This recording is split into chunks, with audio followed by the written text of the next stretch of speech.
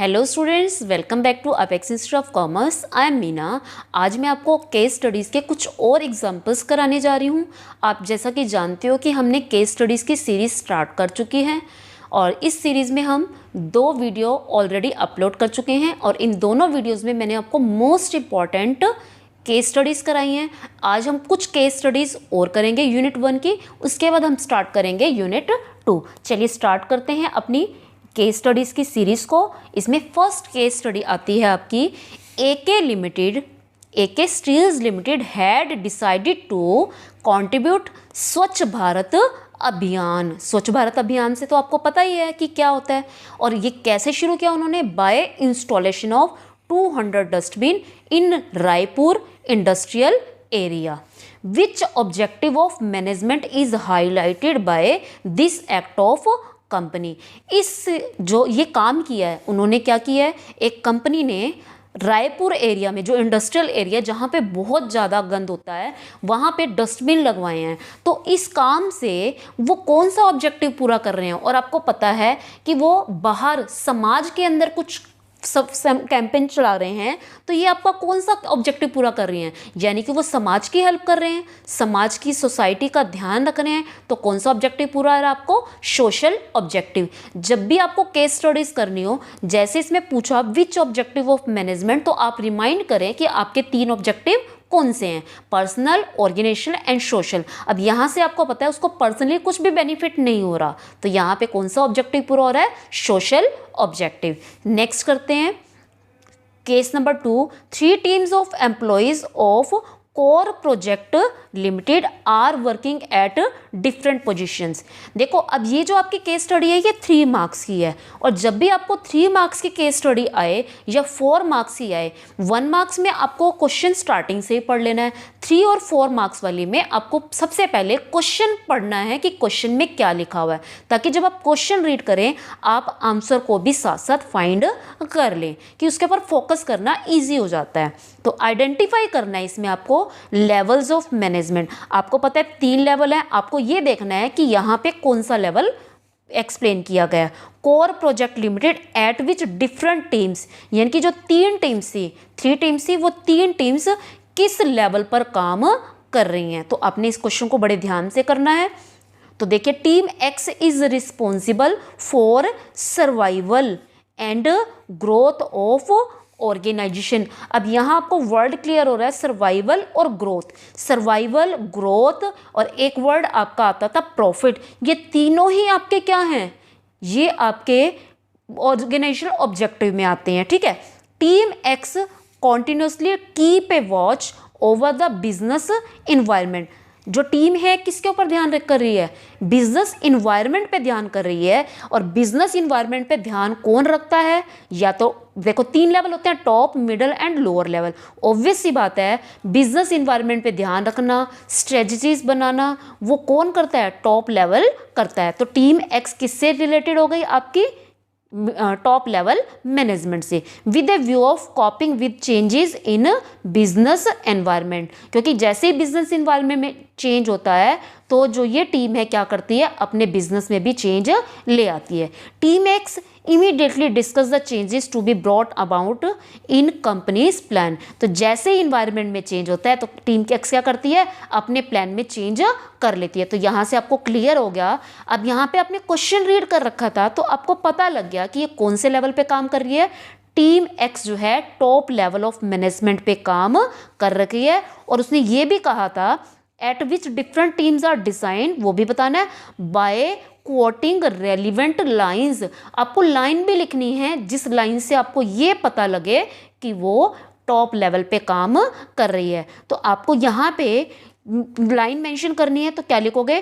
Team X immediately discusses the changes to be brought about in company's plan. देखो, monitor कोई भी कर दे, लेकिन उसको इम्प्लीमेंट कराने की ड्यूटी, यानी कि प्लान को अप्लाई करने की ड्यूटी किसकी होती है? टॉप लेवल की होती है। तो इसलिए आप ये लाइन मेंशन करके बता दो कि इस लाइन से पता लग रहा है कि वो टॉप लेवल मैनेजमेंट पे काम कर रही है। सेकंड भी आता है टीम वाई यूज टू।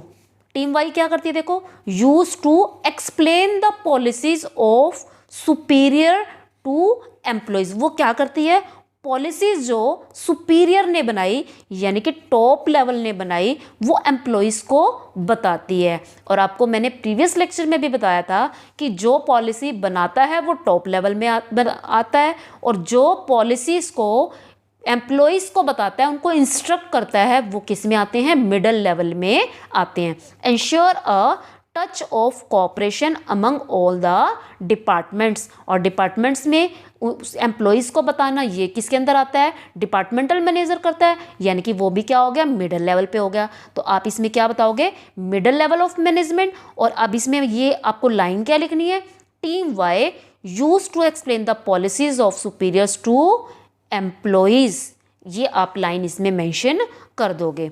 उसके बाद नेक्स्ट आता है आपका team jet is responsible for maintaining quality and safety standard, यानी कि ये देखना कि जो ऑर्गेनाइजेशन है वहाँ पर लाइट की फैसिलिटी है या नहीं, मतलब सेफ्टी है या नहीं मशीनों से, मतलब अगर कुछ हो जाता है कोई प्रिकॉशंस अवेलेबल हैं या नहीं, वो कौन देखता है, टीम जेट देखती है। तो ये किसका काम होता है, जो नीचे के सुपरवाइजर होते हैं या ऑपरेटर्स होते हैं उनका काम होता है। तो ये किस पे काम कर रहे हैं, ये लोअर लेवल ऑफ मैनेजमेंट पे काम कर रहे हैं। अब आपको लाइन कोट करनी है तो आप क्या बताओगे, मिनिमाइज द वेस्टेज, तो आप में यही बता दोगे maintaining quality and safety standards, right. तो ये आपका क्वेश्चन हो गया 2। उसके बाद नेक्स्ट क्वेश्चन आता है आपका, अगर आप इसको अपने पास क्वेश्चंस को नोट करना चाहते हो तो आप वीडियो को पॉज करके इनका स्क्रीनशॉट भी ले सकते हैं। तो थर्ड केस है, Jain X fashions is planning to launch. अब ये भी देखो 3 मार्क्स की आपकी केस स्टडी है, तो पहले आप क्वेश्चन रीड कर लो कि क्वेश्चन में क्या इंफॉर्मेशन मांगी गई है। देखो, गिविंग सूटेबल रीजन, रीजन बताना है आपको और आइडेंटिफाई करना है ऑब्जेक्टिव ऑफ मैनेजमेंट, और मैनेजमेंट के आपको ऑब्जेक्टिव तीनों पता है, तो आपने बताना है कि यहाँ पे कौन से ऑब्जेक्टिव के बारे में मेंशन किया गया है। Which Jain X fashion is fulfilling by undertaking such activities. तो जैन एक्स क्या कर रही है, प्लानिंग कर रही है to launch a casual wear for college students. Casual wear होता है कि जब हम मतलब कैसे भी कपड़े पहन के चले जाएं, जैसे जीन्स हो गई, for college students in a time to extend its product line. यहाँ वर्ड आ रहा है प्रोडक्ट लाइन को इंक्रीज करना। जैसे आपको पता है मेरे हाथ में पेंसिल है, अगर मैं ये पेंसिल यूज़ कर रही हूँ और अगर मुझे अपनी कंपनी की ग्रोथ करनी है तो मैं पेंसिल जो आपकी होती है ना, जिनके अंदर वो छोटी छोटी पिंस की बनी होती है, आप उसको निकालते जाते हो और आगे लगाते जाते हो। तो मैं इसी सीरीज में कुछ और नया प्रोडक्ट लाती हूँ तो उसको बोलते हैं प्रोडक्ट लाइन को इंक्रीज करना। तो at present the company has reduce the prices of its formal, क्योंकि देखो 2 तरह के गुड्स होते हैं, एक होता है फॉर्मल, एक होता है कैजुअल। पहले वो फॉर्मल बना रही थी, अब वो क्या बना रही है, कैजुअल वियर बना रही है, by 10% to retain its existing market share. अब देखो एग्जिस्टिंग का वर्ड का मतलब हुआ कि वो मार्केट में बने रहना चाहती है, इसको बोलते हैं हम सर्वाइव। क्या बोलते हैं, सर्वाइवल। आपने 3 ऑब्जेक्टिव पढ़े थे ऑर्गेनाइजेशन में, ग्रोथ, सर्वाइवल एंड प्रॉफिट। यहाँ पे एक्सटेंड कर रही थी प्रोडक्ट लाइन को, ये किसका एग्जांपल हुआ, ग्रोथ का। यहाँ पे एग्जिस्ट करना चाहती है, और आपको पता है अगर किसी भी मार्केट में लॉन्ग टाइम तक रहना है तो हमारे लिए सर्वाइवल जरूरी है, चेंजेस लाना जरूरी है। तो यहाँ पे 2 ऑब्जेक्टिव, ये दोनों ऑब्जेक्टिव कौन से हैं, ऑर्गेनाइजेशनल ऑब्जेक्टिव। तो आपको रीजन देते हुए ये बताना है कि कौन से ऑब्जेक्टिव हैं। आप रीजन क्या बताओगे, यही लाइन अंडरलाइन करके बता दोगे कि ये दोनों को वो फॉलो कर रही है। तो आप इसमें अब देखिए आंसर देखिए इसका, मेन ऑब्जेक्टिव ये कौन सा पूरा हो रहा है, ऑर्गेनाइजेशनल ऑब्जेक्टिव पूरा हो रहा है। और इसमें पहला कौन सा आ गया आपका, ग्रोथ का, extend its product line by launching a new product, survival by reducing prices and to retain its existing market share, right। तो अभी आपके दोनों पॉइंट हो गए, मोस्ट इंपॉर्टेंट क्वेश्चन था ये आपका। उसके बाद नेक्स्ट केस स्टडी आती है आपकी, आफ्टर एवरी 3 months, हर 3 साल बाद। अब देखो ये भी 3 मार्क्स की केस स्टडी है, तो पहले आप क्वेश्चन रीड करो। करेक्टरिस्टिक्स में आइडेंटिफाई करनी है आपको मैनेजमेंट की, is reflected in above situation. देखो करेक्टरिस्टिक्स को बताने से पहले आपको सारी करेक्टरिस्टिक्स पता होनी चाहिए। आपको एक बार मैं रिमाइंड करा देती हूँ। Management is a group activity, second आपकी आती है मल्टी डायमेंशनल, थर्ड आती है आपकी डायनेमिक, फोर्थ आती है इंटेंजिबल फोर्स एंड फिफ्थ आती है कॉन्टिन्यूस प्रोसेस, और सिक्स्थ जो कि सबसे पहले नंबर पे आती है आपकी गोल ओरिएंटेड प्रोसेस। तो 6-7 एक्टिविटीज़ हैं, तो आपको इनको ध्यान रखना है कि कौन सी फीचर का यहाँ पे एक्सप्लेनेशन किया गया। चलिए अब देखते हैं। 3 महीने बाद, हर 3 महीने बाद मिस्टर पीटर जो सेल्स मैनेजर हैं offers new trade promotion schemes. देखो स्कीम्स क्या होती हैं, जैसे कोई भी प्रोडक्ट हम सेल करते हैं उसके ऊपर हम स्कीम लगा देते हैं कि 10% डिस्काउंट। कई बार हम ऐसा कर देते हैं उसके ऊपर कुछ गिफ्ट कर देते हैं। जब ये स्कीम्स फॉलो करते हैं तो उससे क्या होता है, हमारी सेल इंक्रीज होती है। तो सेल मैनेजर भी वही कर रहे हैं। टू इट्स डिस्ट्रीब्यूटर्स, वो अपने डिस्ट्रीब्यूटर को यानी कि जिनके थ्रू वो अपना सेल करवा रहे हैं।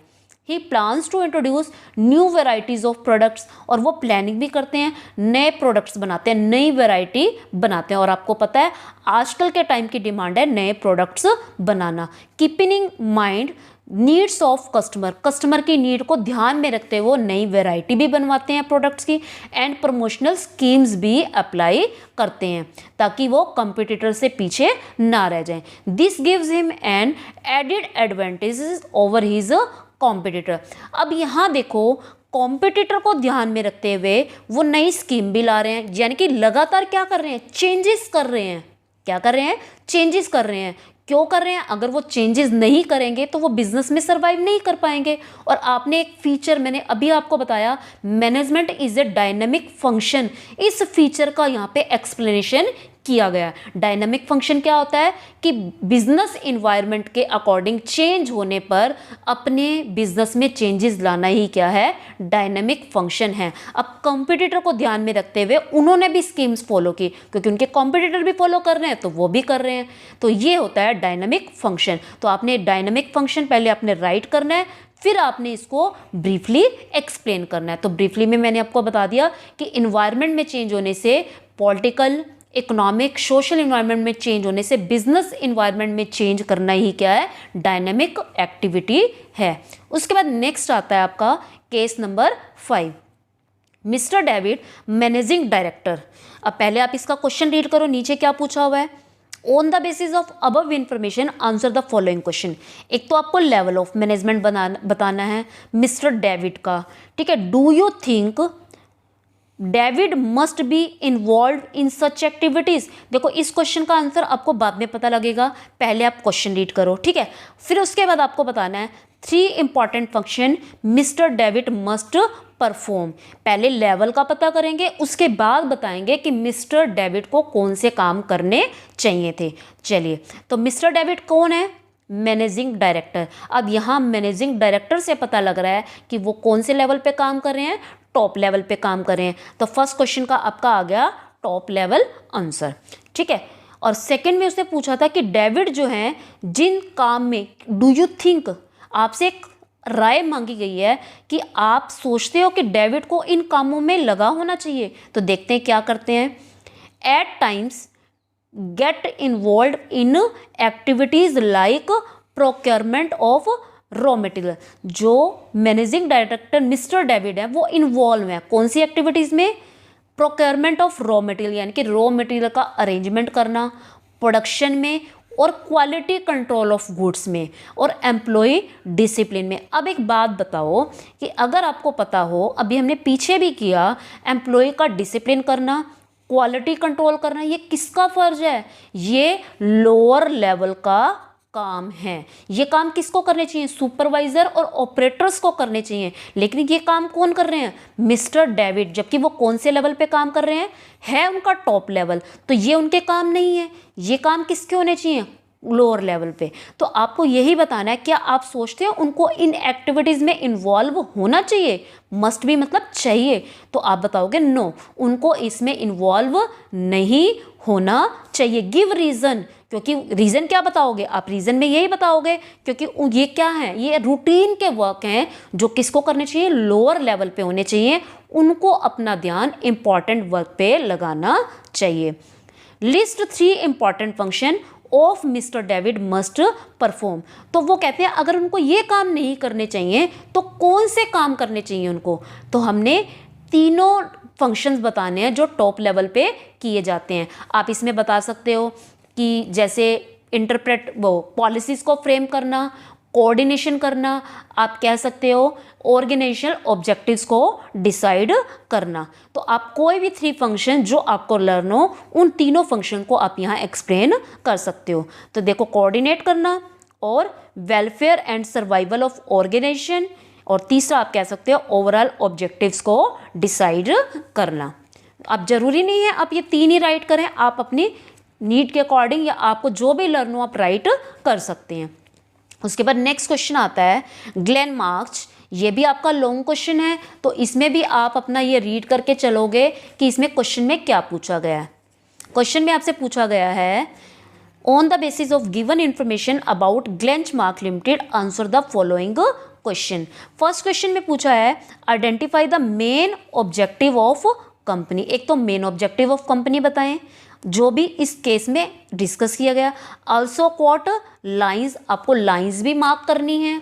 उसके बाद आपका नेक्स्ट आता है identify the function performed by the managers of Glenmark. जो फंक्शन मैनेजर ने परफॉर्म किया है उसको भी बताना है कि उसने यहाँ पे कौन सा फंक्शन परफॉर्म किया है। तो आपको फंक्शंस के बारे में पता होना चाहिए। आपके 5 फंक्शन है, planning, organizing, directing, staffing and controlling. तो हम देखेंगे इन 5 फंक्शन में से यहाँ कौन सा फंक्शन की एक्सप्लेनेशन है, और लाइंस भी आपको क्वोट करनी है। तो सबसे पहले आपको ऑब्जेक्टिव बताना है, फिर आपको फंक्शन बताना है। तो ऑब्जेक्टिव में देखते हैं क्या कहा हुआ है।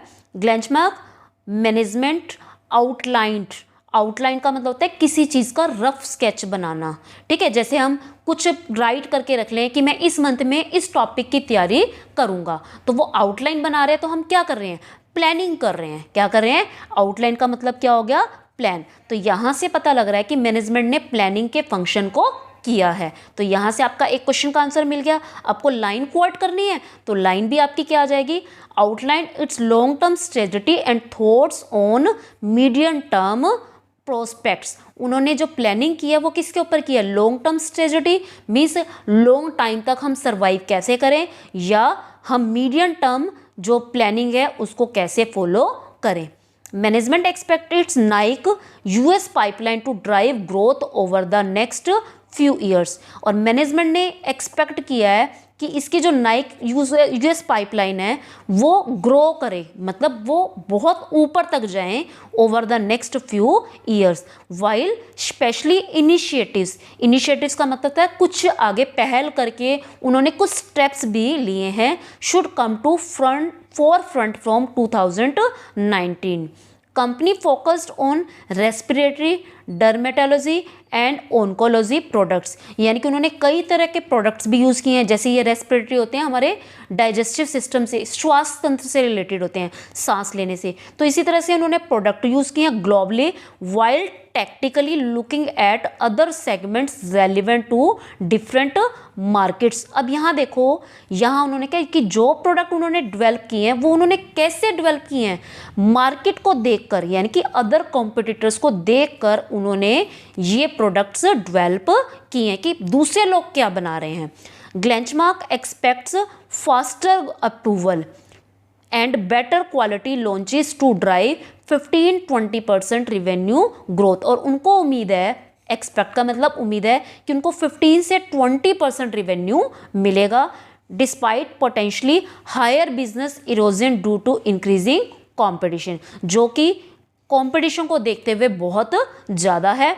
Several interesting products are lined up for launch, और इसके साथ साथ और प्रोडक्ट्स भी लॉन्च किए गए हैं, नेमली जेटिया, एजलैक एसिड एंड एपिडुओ। तो ये प्रोडक्ट भी उन्होंने लॉन्च किए हैं। तो अब आपको यहाँ पे फंक्शन का तो पता लग ही गया कि फंक्शन कौन सा था, प्लानिंग। अब आपको बताना है ऑब्जेक्टिव। अब यहाँ देखो मैनेजमेंट ने प्लानिंग की, प्लानिंग करने के बाद उन्होंने उम्मीद क्या रखी थी कि इनकी जो पाइपलाइन वाला बिजनेस था वो ग्रो करेगा कुछ सालों में, और वाइल्ड स्पेशली, और इसके लिए उन्होंने क्या किया है, वो आगे आए हैं 2019 से प्लानिंग कर रहे हैं। तो expect its Nike pipeline to growth. Growth किस में आता है आपका, ऑर्गेनाइजेशनल ऑब्जेक्टिव में आता है। तो आप बताओगे कि यहाँ पे कौन सा ऑब्जेक्टिव मेंशन किया गया है, ऑर्गेनाइजेशनल ऑब्जेक्टिव एक्सप्लेन किया गया है। और यहाँ आपको लाइन बतानी है, तो लाइन आपकी आ जाएगी, management expected night US pipeline to drive growth over the next few years. यहाँ तक आप राइट करके आप इसकी लाइन भी बता दोगे। प्लानिंग के लिए आप ये लाइन बताओगे और उसके लिए आप ये लाइन बताओगे। सिर्फ आपको इतना ही बताना है और इसके आपके 4 मार्क्स मिल जाएंगे। चलिए नेक्स्ट केस स्टडी देखते हैं। 7th case study, identify in following situations whether the manager is effective, efficient and both. आपको इन 2 सिचुएशंस दी गई हैं, आपको ये बताना है कि मैनेजर इफेक्टिव है, एफिशिएंट है या दोनों हैं। स्टूडेंट्स देखो मैंने एफिशिएंट और इफेक्टिव के ऑलरेडी आपको 2-3 केस स्टडी करा चुकी हूँ, तो ये क्वेश्चन आपके लिए होमवर्क है। आप होमवर्क करें और इसका आंसर मुझे कमेंट करके ज़रूर बताएं कि आपके क्वेश्चन का आंसर क्या है। चलिए next case study number 8, in Uflex limited the purchase department purchase 200 tons of flex sheet. उसने परचेज डिपार्टमेंट ने 200 टन की फ्लैक्स शीट खरीदी हैं for production of flex hoardings. Hoardings आप जानते हैं ना, जो बड़े बड़े बैनर्स वगैरह बनते हैं, उनके लिए खरीदी हैं। इग्नोरिंग द रिक्विजिशन, रिक्विजिशन का मतलब होता है नीड या आप कह सकते हो रिक्वायरमेंट। किसकी नीड को ध्यान नहीं रखा, देखो इग्नोर किया उन्होंने किसकी नीड को, 150 tons placed by production department. इनकी नीड्स को ध्यान में ना रखकर उन्होंने खरीद लिए। As a result there was over production of flex hoarding. अब आप देखो कि जब डिपार्टमेंट को हम पार्ट्स में, आपको पता है purchase department, sale department, production department, marketing department, ये सारे डिपार्टमेंट क्या होते हैं, अटैच्ड होते हैं। परचेज डिपार्टमेंट को कुछ भी परचेज करना हो तो प्रोडक्शन डिपार्टमेंट से पूछ के करना पड़ता है। तो यहाँ पे उन्होंने प्रोडक्शन डिपार्टमेंट से नीड नहीं ली, अपनी मर्जी से खरीद लिया। जबकि होना क्या चाहिए था, परचेज डिपार्टमेंट जब प्रोडक्शन डिपार्टमेंट से पूछे कि आपको क्या चाहिए, लेकिन उन्हें अपनी मर्जी से खरीद लिया। तो यहाँ पे क्या हुआ, as a result there was over production, क्योंकि उन्होंने गुड्स ज़्यादा प्रोड्यूस किए तो इसलिए प्रोडक्शन भी क्या हो गई, ज़्यादा हो गई। Extra hoardings were not accepted by the sale department, और सेल डिपार्टमेंट ने जो एक्स्ट्रा प्रोडक्शन हुई थी उसको एक्सेप्ट नहीं किया। Consequently extra hoardings remained unsold, और वो बेकार पड़ी रही, किसी ने उसको बेचा ही नहीं, मतलब बिकी ही नहीं वो। तो on the basis of given information about Uflex limited answer the following question. आपको ये बताना है identify the aspect of management, कि कौन से पहलू की विच इज़ लैकिंग, यहाँ इस सिचुएशन में कमी है। और ये मोस्ट इंपॉर्टेंट केस स्टडी है, आपकी बहुत बार आएगी। आपको ये बताना है, देखो अब यहाँ आपको ध्यान रखना है, जब डिफरेंट डिपार्टमेंट काम कर रहे होंगे ना, जब भी डिपार्टमेंट का क्वेश्चन आए, purchase department, sale department, production department, उसमें सबसे ज़्यादा जरूरत होती है कोऑर्डिनेशन की। वो कोऑर्डिनेशन इनके अंदर नहीं है। तो आप बताओगे किस चीज़ की कमी रही है, यहाँ पे कोऑर्डिनेशन की कमी है। उसी एस्पेक्ट को आपने आइडेंटिफाई किया, आपने बता देना है coordination is lacking in the above situation. Explain the situation when need for this aspect of management arise, और आपको उन सिचुएशंस का भी बताना है जब इस एस्पेक्ट की जरूरत पड़ती है। कौन से एस्पेक्ट की, यानी कि इसी एस्पेक्ट की, यानी कि कोऑर्डिनेशन की। ठीक है, आपको पता होना चाहिए कोऑर्डिनेशन की जरूरत कब पड़ती है, जब बिजनेस बड़ा हो जाता है, यानी कि उसका साइज ग्रो हो जाता है, या उसके अंदर जो है काम को उनकी एक्टिविटीज़ के अकॉर्डिंग डिपार्टमेंट्स में डिवाइड किया जाता है, या काम में को करने के लिए स्पेशलाइजेशन की ज़रूरत होती है। कहने का मतलब ये है, आपको वो सिचुएशन बतानी है जब इसकी नीड पड़ती हो। Need and importance same point होते हैं। तो यहाँ पे आपने कोऑर्डिनेशन की बात की, आप यहाँ पे क्या बता दोगे, कोऑर्डिनेशन की इम्पॉर्टेंस बता दोगे। और कोऑर्डिनेशन की इम्पॉर्टेंस के पॉइंट आपके आ जाएंगे growth in size, functional differentiation and specialization. I hope ये आपको क्लियर हो गया होगा। अगर फिर भी डाउट हो तो आप कमेंट सेक्शन में पूछ सकते हैं। चलिए नेक्स्ट केस स्टडी आती है, case study number 9। Swiss tele system is a successful company. ये एक सक्सेसफुल कंपनी है, manufacturing web cams and accessories, cameras के मतलब एसेसरीज बना रही हैं। Since last 2 months the profits of the company are declining. यहाँ प्रॉफिट्स कम हो रहे हैं। प्रोडक्शन डिपार्टमेंट ब्लेम करता है मार्केटिंग डिपार्टमेंट को। देखो अब यहाँ पे भी आपका डिपार्टमेंट्स की बात हो रही। अब जब भी डिपार्टमेंट का क्वेश्चन आए आप समझ जाना यहाँ पे किसकी बात की गई है, कोऑर्डिनेशन की बात जरूर होगी। चलो हम एक बार क्वेश्चन भी चेक करते हैं। क्वेश्चन में क्या कहा हुआ है, aspect of management which is lacking in above situation and features of aspect of management। जिस एस्पेक्ट की बात कर रहे हैं उसी की आपको फीचर्स बतानी है।